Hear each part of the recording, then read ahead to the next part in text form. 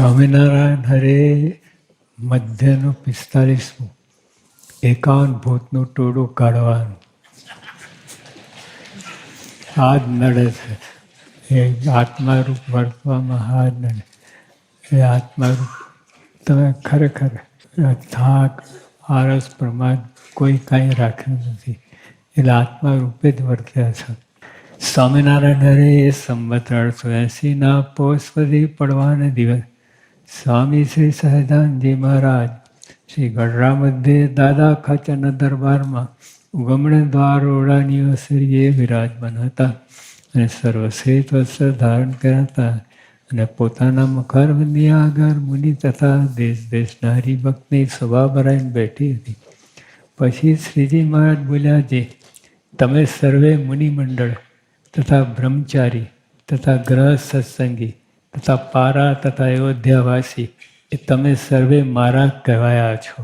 આપણે બીજા કોના મહારાજ સ્વામી અને ગુરુઓ ગુણાતીત ગુરુઓના જ છે, બીજા કોઈના નથી. તો એ સર્વે મુનિમંડળ તથા બ્રહ્મચારી તથા ગ્રહ સત્સંગી તથા પારા તથા અયોધ્યાવાસી એ તમે સર્વે મારા કહેવાયા છો. તે જો હું ખટકો રાખીને તમને વર્તાવું નહીં અને તમે કાંઈ ગાફલપણે વર્તો તે અમારા થકી દેખાય નહીં. આ બે વાત છે. તમે મારા તો કહેવાયા છો, પણ જે પૂર્ણ પુરુષ છે એમને પૂર્ણતા ગમે છે, એટલે તમારામાં આપણામાં જરાય ખોટ ના રહે એ અમને જોવાનું છે. તે જો ખટકો રાખીને તમને વર્તાવું નહીં, આપણે ગાફલપણે રહીએ, બે ધ્યાન રહીએ, ધ્યાન ના આપીએ અને ગમે એમ ફરતા ફરીએ એ મહારાજને ગમે નહીં. તે જો ખટકો રાખીને તમને વર્તાવું નહીં અને તમે કાંઈ ગાફલપણે વર્તો તે હમણાં થકી દેખાય નહીં. માટે જે મારા કહેવાયા છો તે અમારે એક તલ માત્ર કસર રહેવા દેવી નથી.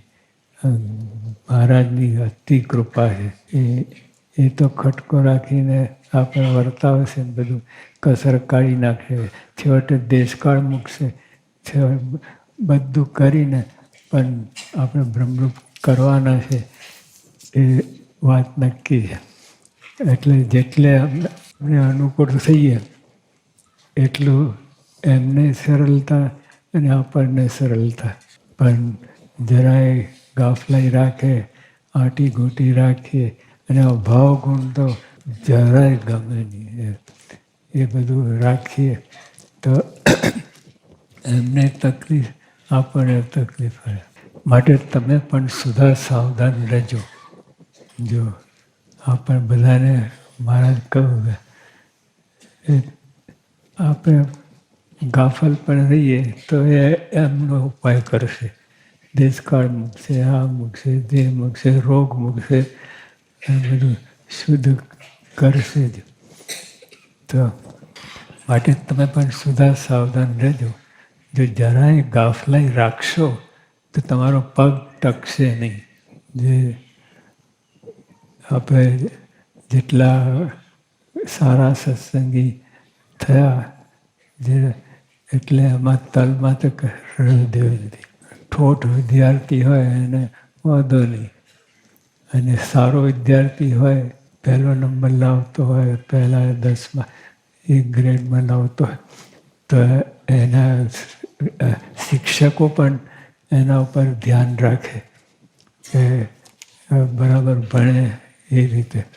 અને મારે તો જે તમે ભગવાનના ભક્ત છો તેના હૃદયમાં કોઈ જાતની વાસના, કોઈ જાતનો અયોગ સ્વભાવ તે રહેવા દેવો નથી. આ મૂર્ખ આ જન્મ મરણનું કારણ આ છે. અનંત જન્મ લીધા એનું કારણ આપણા સ્વભાવ છે, વાસના છે. એ વાસનાને લીધે એક જરાક વાસના તે તરત આવવું પડે પાછા. જોકે સત્સંગમાં જ આવે, સત્સંગ બહાર જાય જ નહીં. સત્સંગનું વાતાવરણ હોય, સત્સંગ બધું હોય એટલે એમાં પણ તો ધક્કો ખાવો પડે. એકવાર મહારાજ સ્વામી એક હરિભક્તને તેડવા આવ્યા તો તેડીને જતા હતા. પણ એને શું થયું કે ખેડૂત હતો, એ એના બળદ અવરા ફરી જતા હતા, સીધા ચાલતા નહોતા. તો આને ડાપણ આવ્યું કે આ બચારો એના બળદ સવરા થાય એટલી જ વાસના, આટલું જ. અને પરોપકાર કર્યો, પણ તોય આ મોક્ષના માર્ગમાં આટલું પણ નહીં.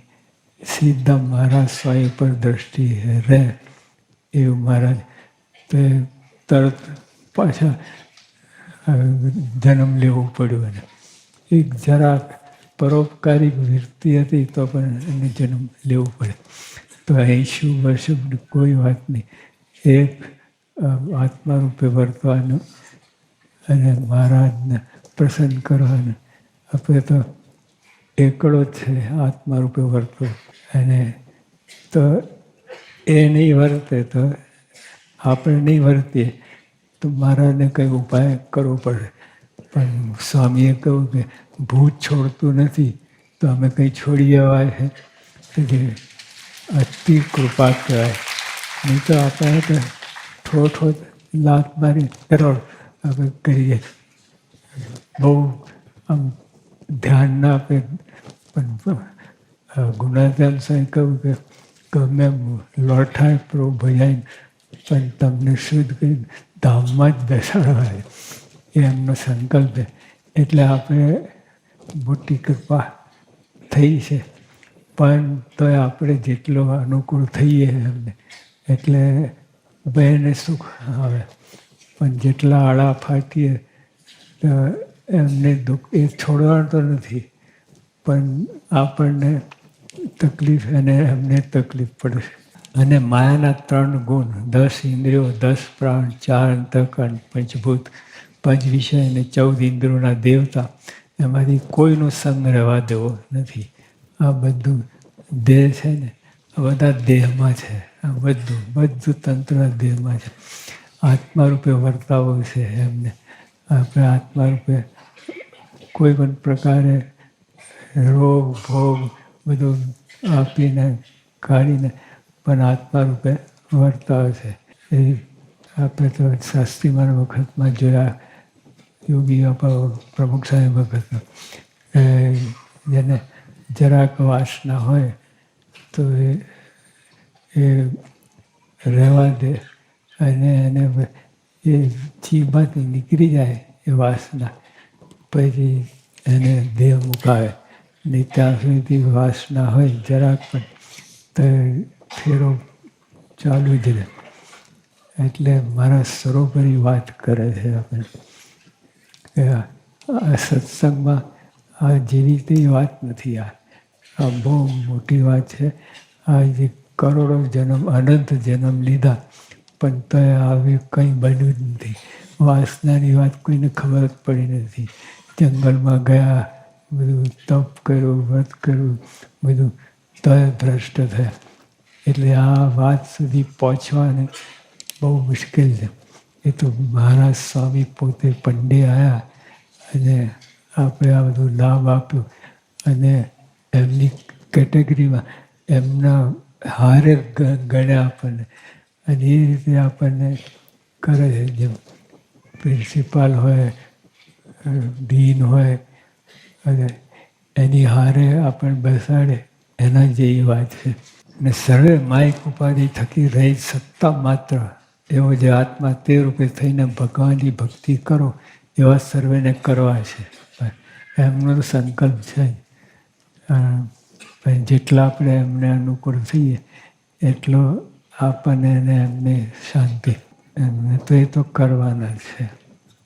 સર્વે માયિક ઉપાધિ થકી રહી એટલે આ માયાનું તંત્ર, દેહનો ભાવ એમાંથી છૂટા પાડીને એક થકી સત્તા માત્ર એવો જે આત્મા, આપણે આત્મા છે એ જ બધું કંટ્રોલ કરે છે. આ દેહને પણ એ જ કંટ્રોલ કરે છે. સપન, જાગૃત, સુષુપ્તિ અવસ્થા એ બધું કંટ્રોલ કરે આત્મા. તો મહારાજે એ વાત કહી કે સત્તા માત્ર એવો જે આત્મા તે રૂપે થઈને ભગવાનની ભક્તિ કરો એવા સર્વેને કરવા છે. પણ કોઈ જાતનો માયાનો ગુણ રહેવા દેવો નથી. માયા જો આપણે કર્મ માયા જે વર્તમાન ધરાવીએ છીએ એ જ સૂત્ર કર્મ માયા તે એનાથી છૂટે બધા એનાથી પર થાય એ વાત વર્તમાન ધરાવવામાં આવે છે. પણ કોઈ જાતનો માયાનો ગુણ રહેવા દેવો નથી. અને આ જન્મમાં સર્વે કસર ન ટળી તો બદ્રિકાશ્રમમાં જઈને તપ કરીને સમગ્ર વાસના બાળીને ભસ્મ કરવી છે. તથા શ્વેતદ્વીપમાં જઈને નિરન્મુખ ભેળા તપ કરીને સમગ્ર વાસના બાળીને ભસ્મ કરી નાખવી છે. પણ ભગવાન વિના બીજા કોઈ પદાર્થના પ્રીતિ રહે એવું રહેવા દેવું નથી. માટે સર્વે હરિભક્ત તથા સર્વે મુનિ મંડળ સાવધાન રહેજો. આપણે તે છે છોડવાના જ નથી. જો બહુ ગડબડ કરશે અહીં બહુ વાસના રહેશે તો બદ્રિકાશ્રમમાં બદ્રિકાશ્રમમાં 6 મહિને એક બોર મળે એટલું રેશનિંગ છે કડક. 6 મહિને એક જ બોર મળે. દર 6 મહિને એક બોર મળે એવું ત્યાં તપ કરાવે છે ભગવાન. અને ત્યાં દેહ પણ એવો છે એવું રહે એટલે બધું અનુકૂળ થઈ આવે. પણ મહારાજે કહ્યું કે કસર ટાળ્યા વિના તો ધામમાં રહેવાશે જ નહીં. એટલી કૃપા કે આપણે કસર રહે તો પાછા આવવું પડે. પણ સત્સંગી ઘરે જન્મ આવે બધું સત્સંગનું વાતાવરણ રહે અને એ તો ખાસ દયા કરેલી છે. પણ ફેરવો થઈ છે. પછી તે જ દિવસે સાયકાળે વળી સભા કરીને વિરાજમાન થયા. પછી આરતી થઈ રહી ત્યારે શ્રીજીમાં બોલ્યા છે સાત્વિક કર્મ કરીને દેવલોકમાં જાય છે. સારા કર્મ કરે તો દેવલોકમાં જાય. અને રાજસ કર્મ કરીને મધ્યલોકની પ્રાપ્તિ થાય છે. તામસ કર્મ કરીને અધોગતિને પામે છે. રજોગુણ તમોગુણ સત્વગુણ એને કહીને આપણે તે ગતિ થાય છે. તેમાં કોઈ એમ આશંકા કરે છે રાજસ કર્મ કહીને મનુષ્યલોકની પ્રાપ્તિ થાય છે ત્યાં તો સર્વે મનુષ્યને સુખ દુઃખ સરખું જોઈએ. તો એનો ઉત્તર એમ છે એક રજોગુણ છે તેના દેશકાળાદિકને યુગે કહીને અનંત પ્રકારના ભેદ થાય છે. માટે રાજસ કર્મનો એક સરખો નિર્ધાર રહેતો નથી. એ તો જેવા દેશ કાળ સંગ અને ક્રિયાનો યોગ આવે એવો કર્મ થાય છે. તેમાં પણ ભગવાનના ભક્ત સંત અને ભગવાનના અવતાર જો આ બધું રાજસ સાત્વિક ને તામસ કર્મ કહીને એ તે જુદી વાત છે. પણ મહારાજ કંઈક સ્પેશિયલ વાત કરે છે. ખાસ બધું નોખું પાડીને આ કરે છે. તેમાં પણ ભગવાનના ભક્ત સંત અને ભગવાનના અવતાર તે કુરાજી થાય એવું કાંઈક કર્મ થઈ જાય તો આને આ દેહ મૃત્યુલોકમાં યમપુરીના જેવું દુઃખ ભોગવે. યમપુરી મર્યા પછી નહીં આ લોકમાં જ એ જો અપરાધ થઈ જાય ભગવાનને સંતનું તો આવી ગતિ થાય. અને ભગવાનને ભગવાનના ભક્ત રાજી થાય એવું કર્મ કરે તો આને આ દેહ પરમપદ જેવું સુખ ભોગવે. અક્ષરધામનું સુખ આટલું જ ફેર. જો ભગવાનને સંત એ કેવી રીતે આપણે ધંધો વેપાર કરીએ છીએ એમાં બધું ધ્યાન રાખીએ છીએ કે કોઈ વસ્તુ એવી ના થાય કે જેને કંઈ ખોટ આવે અને નફો થાય એ બાજુ દ્રષ્ટિએ. તો આ વ્યવહારમાં છે એવું સત્સંગમાં છે. તો સત્સંગમાં ભગવાન સંત કોરાજી થાય એવું કાંઈ કરવું નહીં. ભગવાન સંત રાજી થાય એવું કાંઈ કરીએ તો ઉર્ધ્વગતિ અક્ષરધામનું સુખ આવે. અને મહારાજ તો કેટલા દયાળુ છે. તમે એક તલ જેટલું કરો તો મેરુ જેટલું માની લે છે. મેરુ આપણે હિમાલય કરતાં 100 ગણો અધિક જથ્થો થાય. એટલે એટલું બધું મહારાજ કે ભગવાન સંત માની લે, એટલા દયાળુ છે. તલ જેટલું કરો તો આપણે હિમાલય જ કહીએ ને, વધારે નહીં તો હિમાલય જેટલું આપણે સુખ મળે તો હિમાલય કેટલું બધું છે. અને ભગવાનના સંતને કોરાજી કરે ને તેને જો સ્વર્ગમાં ગયા જેવું કર્મ કર્યું હોય તો પણ તેનો નાશ થઈ જાય ને નરકમાં પડવું પડે. સ્વર્ગમાં ગયા જેવું કર્મ કર્યું હોય બધું, પણ તો એ સંતને ભગવાનનો અપરાધ થઈ જાય તો એ તો બધું નાશ થઈ જાય, પણ ઉડતું નરકમાં જવું પડે. અરે બધું પૂર્ણ તો સાફ થઈ ગયું, દિવાળું ફૂકી આવે, પણ ઉપરથી કરે છે અહીંયા ને અહીંયા નરક જેવું દુઃખ ભોગે. અને ભગવાનના સંત રાજી થાય એવું કર્મ કર્યું હોય ને તેને જો નરકમાં જવાનું પ્રારબ્ધ હોય તો પણ તે ભૂંડા કર્મનો નાશ થઈ જાય અને પરમપદને પામે. એનાથી બધું જો ઓલા સ્વર્ગમાં ગયા જેવું કર્મ કર્યું હોય પણ ભગવાનને સંતને કુરાજી કરે તો આ લોકમાં બધું નાશ પામે અને દુઃખ આવે. નરકમાં જેવું દુઃખ આવે એવું જ આવે, છતી રહે. અને ભગવાનને સંત રાજી થાય એવું કંઈ કર્મ કર્યું હોય તો નરકમાં ગયા જેવું કર્મ કર્યું હોય એવા બધું અતિશય પાપી હોય, પંચમા પાપનું પણ એ બધું નાશ થઈ જાય. નાશ થઈ જાય અને ઉપરથી પુણ્યના ઢગલા થાય. માટે જે સમજ્યું હોય, મારા જો વાત સ્પેશિયલ કરે, માટે જે સમજ્યું હોય, ડફોડ કે બુદ્ધું એનું કામ નથી. હવે સમજી એને તો કોઈના કયાથી ભગવાન સંતને માને અને કોઈના કયાથી મટી પણ જાય ભગવાનને સંત. એવું નહીં, એ બુદ્ધિશાળી હોય, સમજ્યું હોય, એ બધું વિવેક રાખીને સારું શું ખોટું શું બધું જાણીને એને વિશે ધ્યાન આપીને પોતાના કર્મ કરે. અને ભગવાનના સંત રાજી થાય તો પણ તે ભૂંડો કર્મનો નાશ થઈ જાય અને પરમ પદ પામે.